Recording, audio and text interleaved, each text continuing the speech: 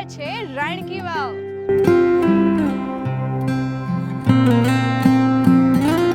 પાટણનું ગૌરવ અને સ્થાપત્યનો અજોડ નમૂનો, જેની સુંદરતા જોઈને દુનિયા પણ નતમસ્તક છે.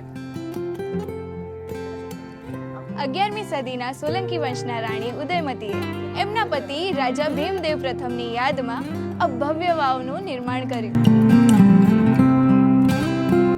7 માળની આ વાવમાં ભગવાન વિષ્ણુના દશાવતાર સહિત 800 થી વધુ શિલ્પો કંડરાયેલા છે.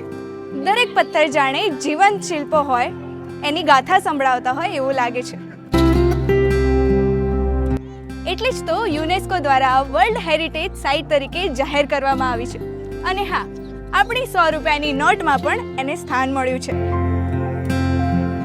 માત્ર પાટણ જ નહીં, પણ આખા ભારતની શાન છે. જો હજુ સુધી ન જોઈ હોય તો એકવાર મુલાકાત જરૂર લેજો.